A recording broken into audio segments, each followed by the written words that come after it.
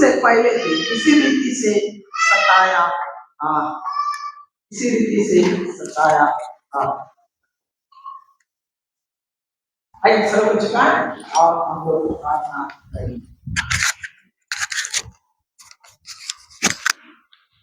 प्रभु ये वचन तेरा, हम सब तेरे हैं। इस समय हमारे हृदय को खोल दे ताकि परमेश्वर प्रभु हम तेरे वचनों को स्वीकार कर सके, ग्रहण कर सके। हमारे हृदय को हृदय में से हर एक प्रकार का कठोरता को तू निकाल, ओ परमेश्वर पथरीलापन को तू दूर कर, और ओ परमेश्वर जंगली झाड़ियों को तू उखाड़ फेंक। हमारे मन के मतियों को खोल दे, हृदय के समझ को खोल दे, तेरी आत्मा की बातों को समझ सके, स्वीकार कर सके, और हमारा जीवन 100 गुना प्रतिफल लाए, फल लाए। प्रभु अपने नाम के खातिर इस समय हर एक विचार जा रहा जो तेरे विचार के वचन के अनुरूप नहीं है, तेरे चरणों की चौकी बने। पूरे वातावरण को तेरे हाथ में सौंपते हैं प्रभु। तेरा अभिषेक हमारे ऊपर होने पाए।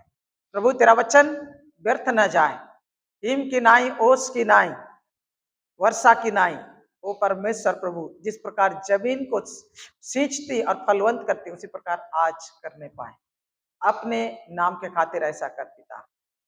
ये प्रार्थना हमारे उद्धार करता प्रभु यीशु मसीह के नाम में मांगते हैं, आमीन।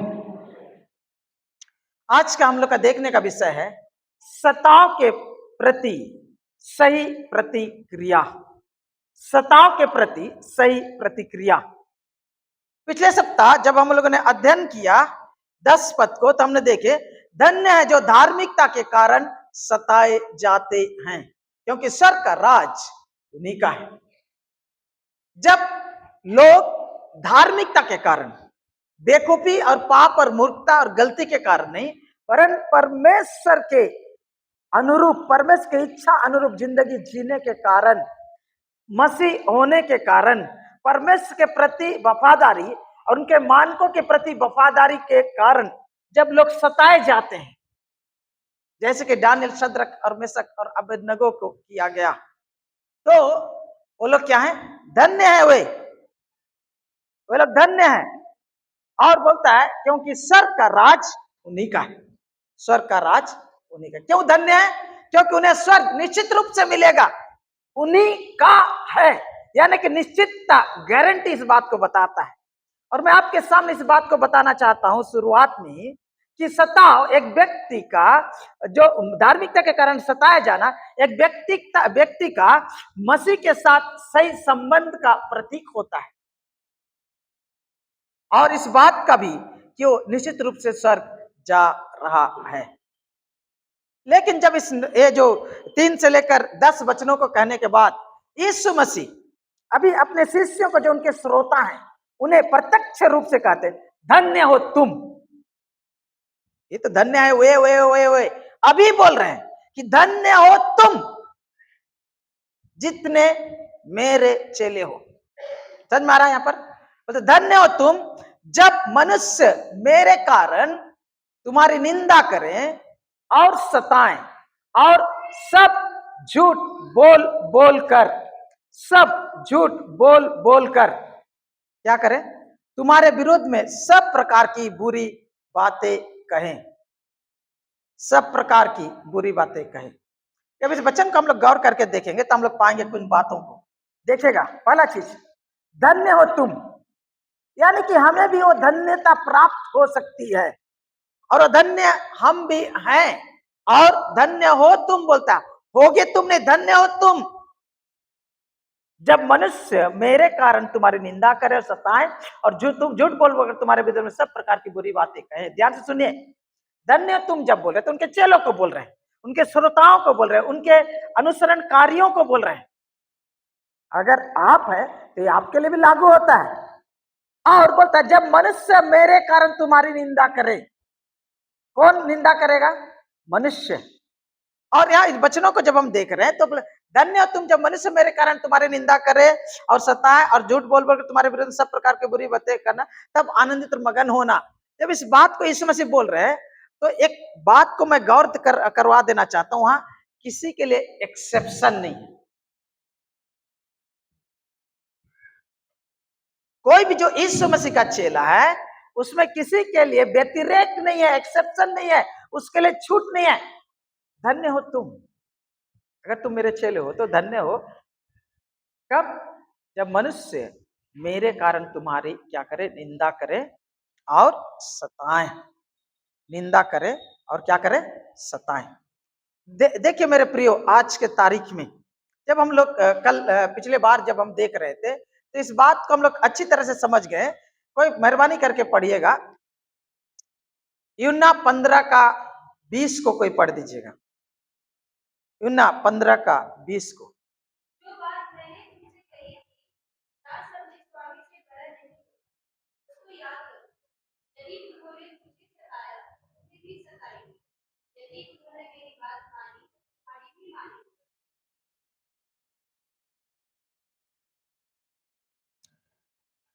क्या बोलता है? और एक बार।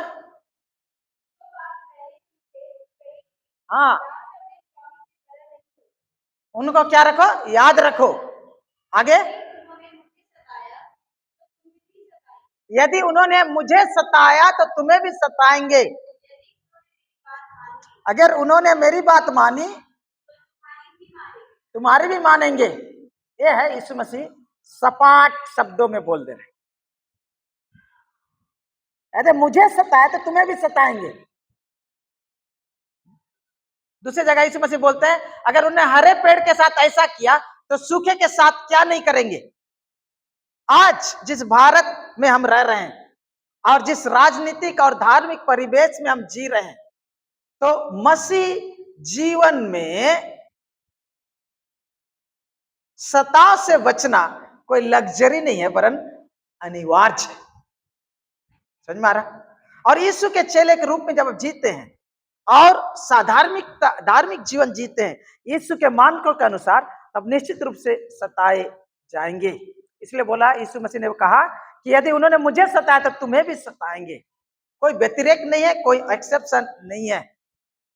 और इसीलिए आज के तारीख में जो हम लोग का देखने का विषय है, सताव के प्रति सही प्रतिक्रिया। और यहां पर लिखा हुआ है, धन्य है जब मनुष्य मेरे कारण तुम्हारी निंदा करें। लोग आपका निंदा करते हैं? हाँ, निंदा करते हैं। निंदा करते हैं। हाँ, बहुत लोग आपकी निंदा करते हैं। निंदा किसको बोलते हैं? बोले तो। हाँ, बुराई करते हैं। और कुछ? हाँ, और कुछ? निंदा हम लोग समझते हैं, है ना? निंदा हम लोग समझते हैं, समझाने की आवश्यकता नहीं, लेकिन थोड़ा से हम लोग इसको समझें। धन्य है जब मनुष्य मेरे कारण, निंदा तो हमारी होती है, लेकिन अगर यीशु मसीह के कारण अगर आपकी निंदा होती तब धन्य है। आमीन। समझ में आया? निंदा तो लोग आपकी करते हैं, हाँ, आपके चाल चलन के, बोली वचन के कारण। हाँ, कोई आपसे जलता है इसके कारण करता है ना?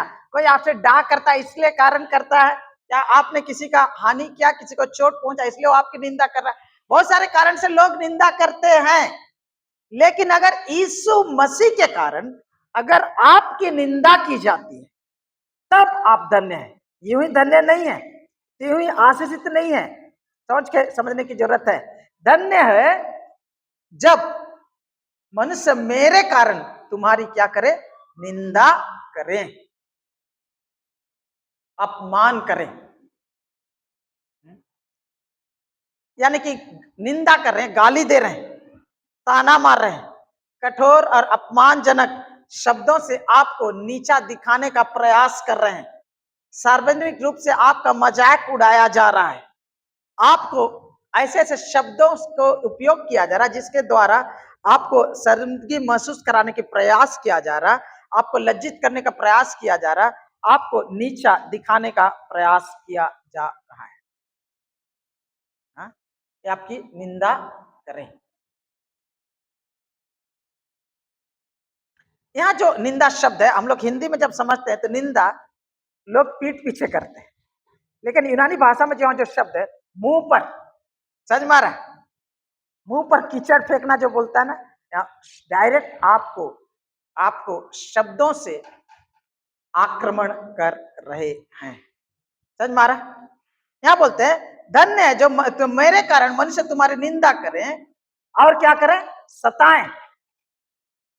सताने का अर्थ को हम बता दिए थे कि कैसे सता रहे। सतान जो शब्द यहाँ पर है, धार्मिकता के कारण लगातार विरोध सहना, विश्वास के कारण जानबूझकर आपको निशाना अगर बनाया जाता है। मसीह का चेला होने के कारण अगर आपका परिवार, आपका समाज, आपके इष्ट, आपके कुटुंब जब आपको दबाने की कोशिश करते हैं, आपके ऊपर अत्याचार करने की कोशिश करते हैं, आपको मसीह को छोड़ने के लिए मजबूर करने का प्रयास करते हैं ताकि आप मसीह के साथ ना चले, तो उसे हम सताव कह सकते हैं। आपको डराते हैं, आपको चुप रहने के लिए हर प्रकार का प्रयास करते हैं, कोई तो झूठा केस लगा देते हैं, है ना, और आपको विश्वास से हटाने का प्रयास करते हैं। अगर आपके लोग क्या करते हैं, मजाक उड़ा रहे हैं, उपहास उड़ा रहे हैं, झूठे आरोप लगा रहे हैं, हाँ, आपको गांव से, समाज से बहिष्कार किया जा रहा, नौकरी या प्रमोशन से आपको क्या बोलते हैं, वंचित किया जा रहा, आपका बहुत तरह से जब ये सब होता है, तो इन्हें हम सताव कहते हैं। सताव की शारीरिक नहीं होता, मानसिक होता, सामाजिक होता, पारिवारिक होता है। और मुख्यतः दो तरह से, एक तो शारीरिक है, दूसरा है शाब्दिक। यहाँ पर गौर को करेंगे तो देखिएगा, बोलते हैं धन्य है जो जब मनुष्य तुम्हारी निंदा करे और क्या करे, सताएं। निंदा कर रहे हैं और आपको सता रहे हैं। लेकिन तीसरा हिस्सा जो, क्यों धन्य हो, मेरे कारण तुम्हारी निंदा करे तब धन्य हो, मेरे कारण तुम अगर सताए जा रहे हो तब तुम धन्य हो, और मेरे कारण अगर झूठ बोल बोल कर तुम्हारे विरोध में सब प्रकार की बुरी बातें कहें।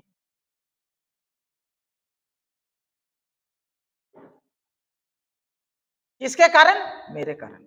आपके विरोध में, यीशु मसीह के कारण अगर आपके विरोध में बुरी बुरी बातें बोला जा रहा है, बुरी बुरी बातें बोला जा रहा है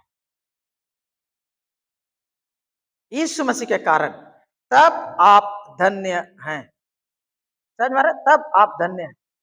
यहाँ जो बुरी बुरी बातें जो बोला जाता है ना, ज्यादातर मुंह के सामने नहीं बोला जाता है, ये पीठ पीछे बोला जाता है।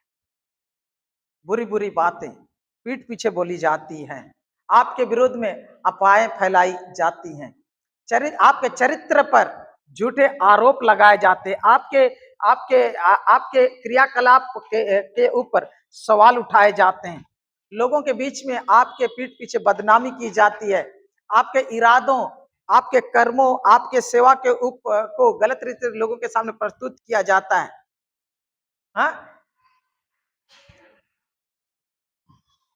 ऐसी बातें जो आपने नहीं की, ऐसी बातें जो आपके जीवन में नहीं घटी, उन बातों को बना बनाकर अगर लोग बोलते देखिए, बोलता है तुम्हारे विरोध में सब प्रकार की बुरी बातें कहें, एक प्रकार की नहीं, कई कई प्रकार की बुरी बातें कहें।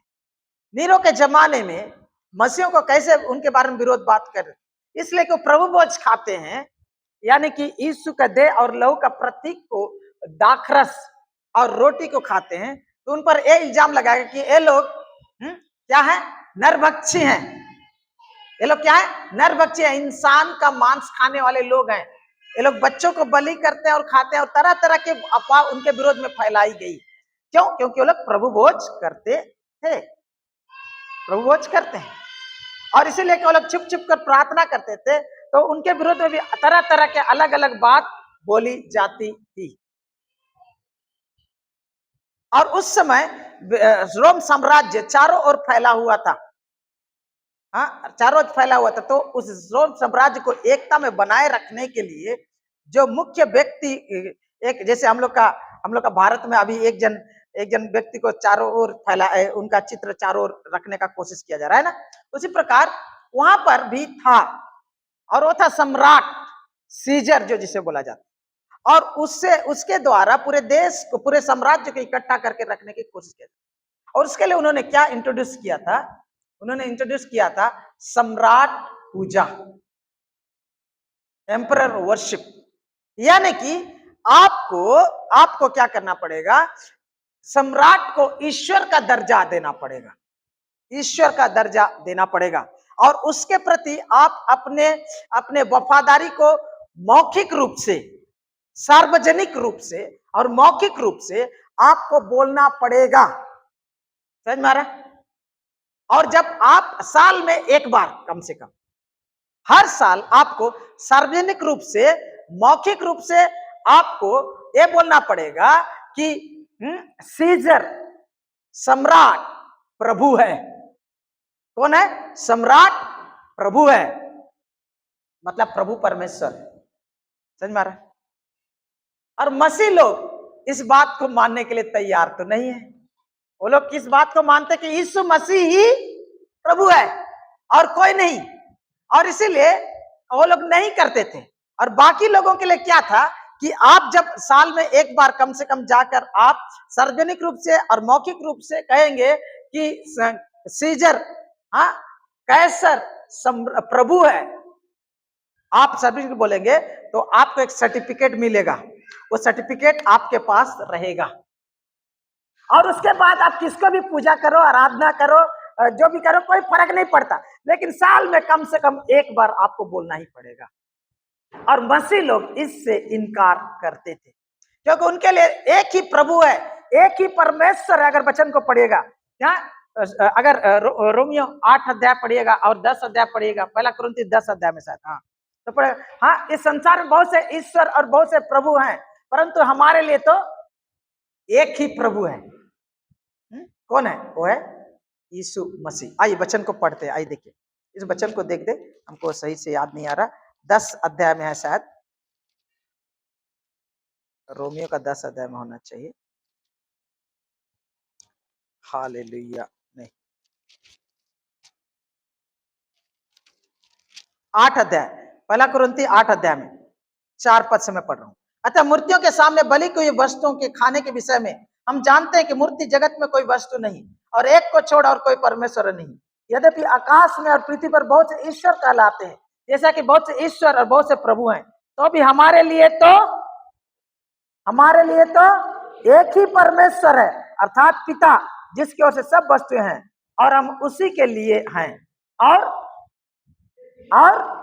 एक ही प्रभु है, अर्थात यीशु मसीह। एक ही प्रभु। मसीह लोग बोल रहे हैं कि यीशु मसीह प्रभु है, कोई संसार का प्रभु परमेश्वर है और कोई नहीं।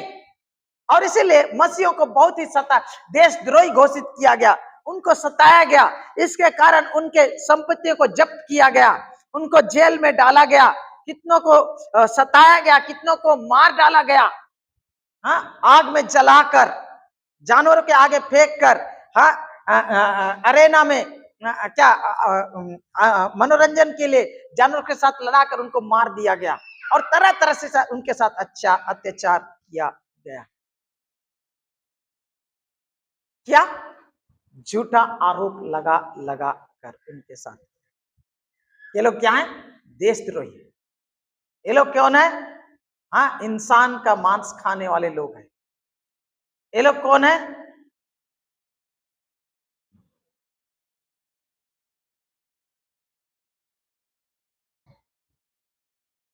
मेरे प्रियो, यीशु मसीह कह रहे हैं, धन्य है हो तुम जब मनुष्य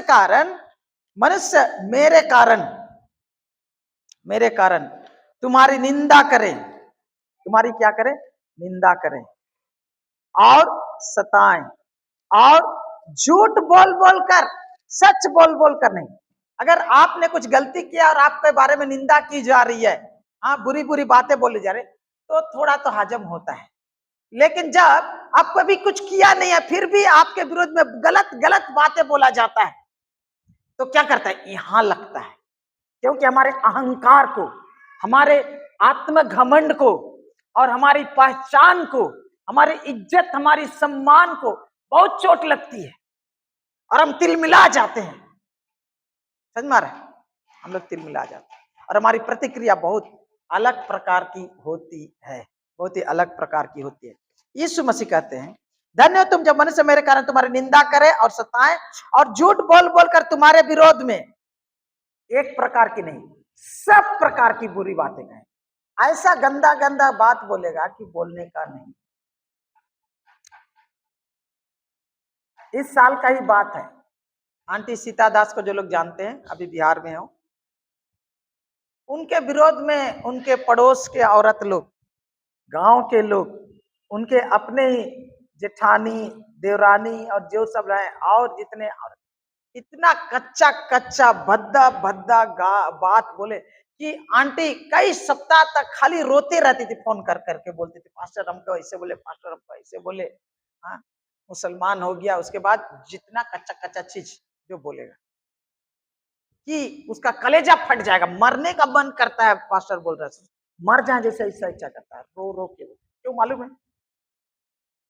क्योंकि वो यीशु मसीह के शिष्या के रूप में जानी जाती है और उनके जो भी रीति रिवाज हैं और जो चीजें हैं जिसमें उन्हें भाग लेने के लिए कहा जाता है वो नहीं लेती और अपने विश्वास में वो अडिग है।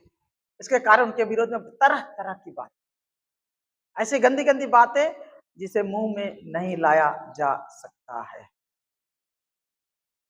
और यहां पर यीशु मसीह बोल रहे हैं किसके कारण? मेरे कारण, मेरे।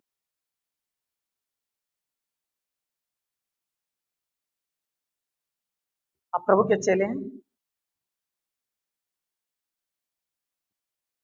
इस बात को जान लीजिए कि ऐसा अच्छे लोगों के साथ होता है, लेकिन मसीह लोगों के साथ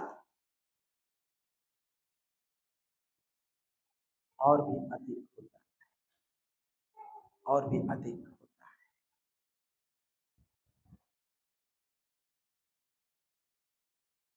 यहां पर लिखा हुआ है तब आनंदित और मगन होना लिखा हुआ है, ये हमारी प्रतिक्रिया होना चाहिए। बहुत कुछ है लेकिन आज मैं समय में खत्म करना चाहता हूं, 1 बजे के अंदर है, इसीलिए मैं यहाँ यहीं पर खत्म करना चाहूंगा और आगे देखेंगे कि हमारी प्रतिक्रिया क्या होना चाहिए।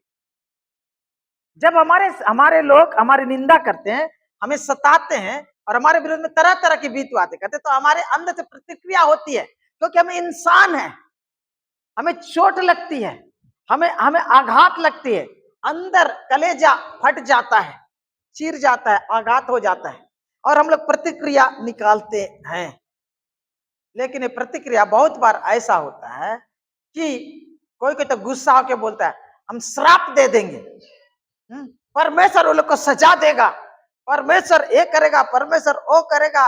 और हम तो कभी कभी खुद भी गाली गलौज में उतर जाते हैं, वो लोग निंदा करे तो हम भी निंदा करने लगते हैं। वो लोग अगर हमें हमारे विरुद्ध में बुरी बुरी बातें कहते तो हम भी बुरी बुरी बातें कहने लगते हैं। लेकिन ये प्रतिक्रिया हमारा नहीं होना चाहिए, ये प्रतिक्रिया हमारा नहीं होना चाहिए।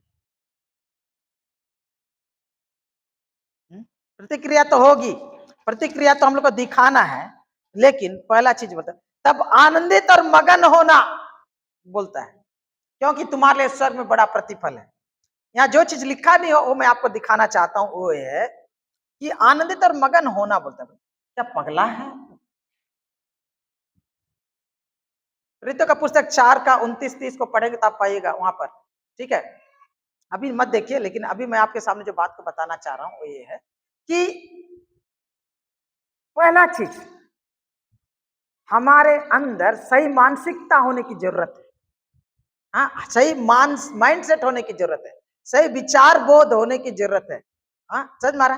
पहला चीज ये समझना कि हम मसीह हैं और हम धार्मिक जीवन अगर जिएंगे, जैसे कि पहला तिमोथी 3:12 में कहता है जितने मसीह यीशु में भक्ति के साथ जीवन बिताना चाहते हैं वे सब सताए जाएंगे। तो पहला चीज समझ लिया दिमाग में कि सताव मसीह जीवन का अभिन्न हिस्सा है, ठीक है, समझ मारा।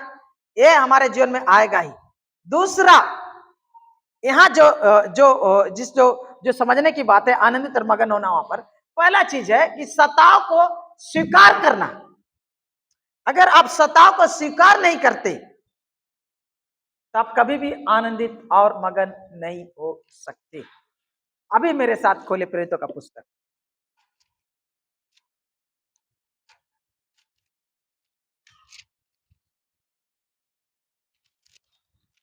मैं पढ़ रहा हूं।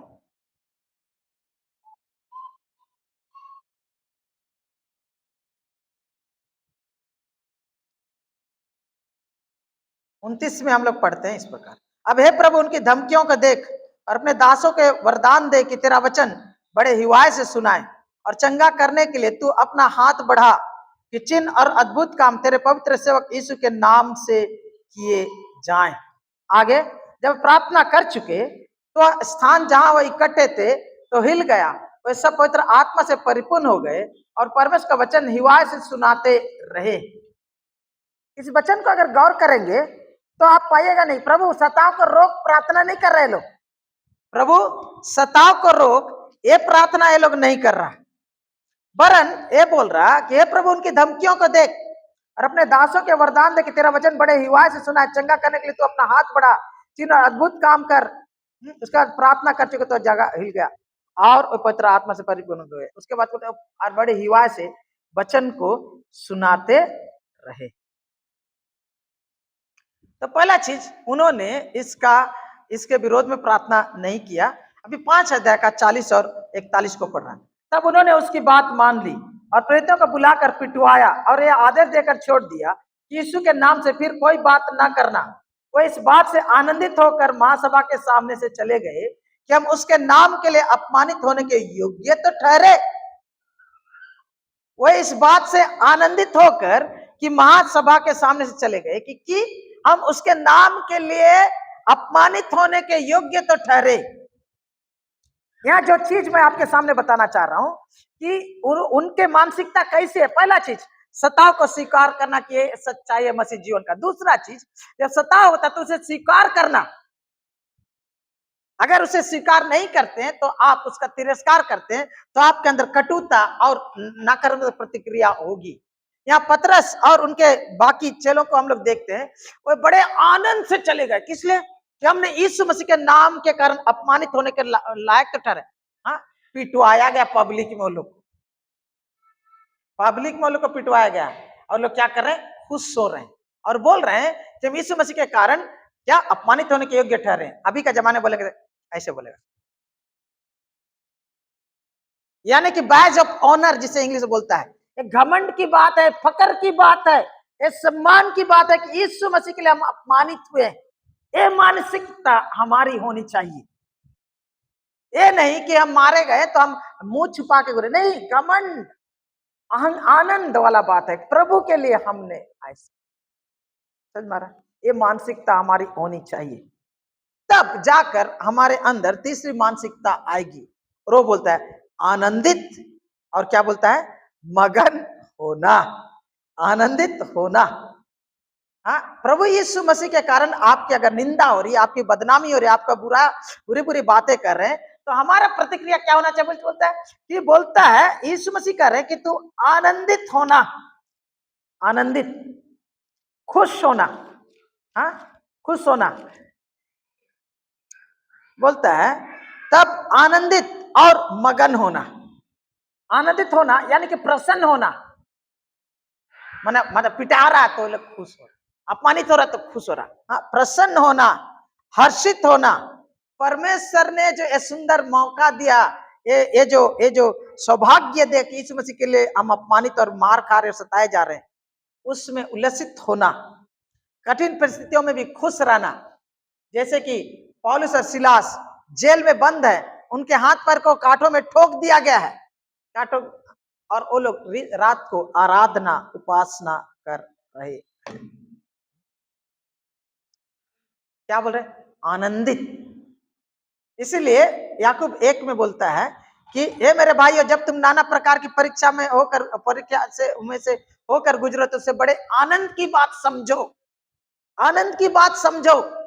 पहले बोले कि खुशी होने की बात है, रोने की बात नहीं है, मुंह छुपाने की बात नहीं है, दुखी होने की बात नहीं है, वरन यीशु मसीह के कारण मैं सताया जा रहा हूं, अपमानित हो रहा हूं, निंदित हो रहा हूं, मेरे विरुद्ध बुरी बुरी बातें कर रहे हैं, तो मुझे क्या है, ये मेरे लिए आनंद की बात है, ये समझना।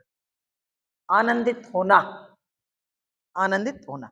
दूसरा बात, आनंदित खाली नहीं बोलता है, मगन होना, मगन। मगन, यहाँ जो वो जो यूनानी भाषा का जो चित्र है वो बोलता है कि खुशी से उछलना, ये वाला क्या, खुशी से उछलना, ये है मगन शब्द यूनानी भाषा में। यानी कि अत्यंत उल्लसित होना, अत्यंत आनंद से उछल पड़ना। हाँ हाँ, और विजय और उत्साह के कारण एकदम, हाँ, उत्साह से भर जाना। हाँ, ऐसा आनंद से भर जाना जो आपके छाती में, आपके दिल में ना समाए, ऐसा खुश से होना बोलते हैं। हमारा सही प्रतिक्रिया रोना नहीं, वरन आनंदित होना है और क्या, मगन होना है। कारण क्या, दो कारण यहां बताया गया, टाइम हो गया। और ये जान लीजिए, पहला चार्ज कि तुम्हारे लिए स्वर्ग में बड़ा फल है। कारण क्या, किस लिए, क्योंकि तुम्हें प्रतिफल स्वर्ग में मिलेगा, इस धरती में ना मिले, लोग इज्जत ना करे, सम्मानित ना करे, आपको बड़ा ये खिताब ना मिले, लेकिन स्वर्ग में आपको बड़ा प्रतिफल मिलेगा। यानी कि हम इसलिए आनंदित हो रहे क्योंकि हम स्वर्ग के वासी हैं, स्वर्ग के नागरिक हैं, स्वर्ग जाने वाले, और हमें वहां बड़ा प्रतिफल मिलेगा, थोड़ा नहीं, तुम्हारे लिए बड़ा प्रतिफल है। किस लिए, क्योंकि तुम मसीह के कारण सताए गए। दूसरा कारण क्या है, इसलिए कि उन्होंने उन भविष्यवक्ताओं को जो तुमसे पहले थे इसी सताया। दूसरा बात मालूम है, तुमसे पहले काइन से लेकर हाँ हाँ जकरिया तक का जितने भी भविष्यवक्ता थे, सबको सताया गया। जितने भी प्रभु के भक्त लोग थे, जो जो भविष्यवक्ता थे, उनको क्या किया गया, सताया गया। इसराइली लोग सताए, गैर इसराइली लोग सताए, लेकिन आपको बताएं इसराइली लोग ही ज्यादा सताए। और बोलता है कि तुम उनके बराबरी के हो गए, तुम उसके क्लास के हो गए, तुम उनके समान हो गए। हाँ, तुम उनके समान हो गए। बोलता है तब आनंद और मगन होना, क्योंकि स्वर्ग में तुम्हारा बड़ा, इसलिए कि उन्होंने उन भविष्यवक्ताओं को जो तुमसे पहले थे इसी रीति से सताया था। कैसे कैसे, यहाँ निंदा, शारीरिक सताव, मानसिक सताव, सामाजिक सताव, और हर प्रकार की बुरी बातों से बोलकर उनको उनके चरित्र का हरण करने का कोशिश किया गया। और आज भी ऐसा होता है, हो रहा है और होगा। हमारी प्रतिक्रिया क्या होना चाहिए, आनंदित होना और अति मगन होना। लेकिन ये तभी होगा जब आप ये जानते हैं कि मसीह जीवन का अभिन्न अंग है, दूसरा इसको आप स्वीकार करते हैं, और तीसरा आप जानबूझकर इसके लिए आनंदित होते हैं। समझ में आ रहा है, ये आदेश है, ये फीलिंग नहीं है तुमको खुशी लगेगा तो ऐसे ऐसे करना, नहीं, जानबूझकर आनंदित होना ये आदेश है। और जानबूझकर तुम मगन होना ये आदेश है, ये एक चॉइस है। या तो तुम रोगे या तुम आनंदित होगे, या तुम शिकायत करोगे, श्राप दोगे, या तुम प्रफुल्लित होगे। मेरे प्रियो, प्रभु से प्रार्थना कर रहे हैं और आनंदित होने चाहिए। जब दुख और तकलीफ आता है तो हम लोग बहुत रोते हैं, बहुत शिकायत करते हैं।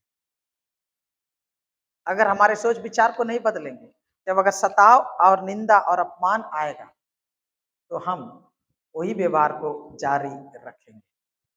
परमेश्वर करे हमें मगन होने के लिए, परमेश्वर मदद करे। इसीलिए परमेश्वर प्रार्थना करे, प्रभु प्रभु अगर तेरे कारण मुझे खून भी बहाना पड़े तो अनुग्रह प्रदान करना कि मैं हंसते हंसते अपना जीवन तेरे लिए निछावर करूं।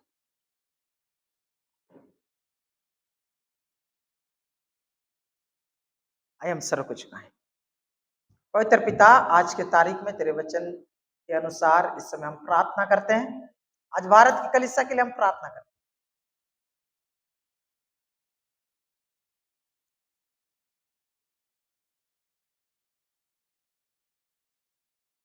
कि जब सताव से होकर गुजरती है, आज हम अपने लिए प्रार्थना करते हैं, जब सताव से होकर हम गुजरते हैं, जब हमारे अपमान किया जाता, निंदा किया जाता मसीह के कारण, तो परमेश्वर हम रोने के बजाय आनंदित हो प्रभु। रोने के बजाय मगन हो प्रभु, क्योंकि स्वर्ग में प्रतिफल है प्रभु। इसलिए हमारे मनों को तेरे प्रतिफल की ओर लगाए रखने के लिए अनुग्रह प्रदान कर। हमारे विचार को स्वर्ग में लगाए रखने के लिए अनुग्रह प्रदान कर। और इसलिए भी प्रभु, क्या हम भी हाबिल की तरह और तेरे दूसरे भविष्यवक्ताओं की तरह मसीह के कारण आनंदित होने के योग्य तो ठहरे। ऐसा अनुग्रह तू हमें प्रदान कर प्रभु। आज ये प्रार्थना हमारे कलीसिया के लिए, हमारे बंगाल की कलीसिया के लिए और भारत के कलीसिया के लिए हम मांगते हैं, यीशु के नाम में, आमेन।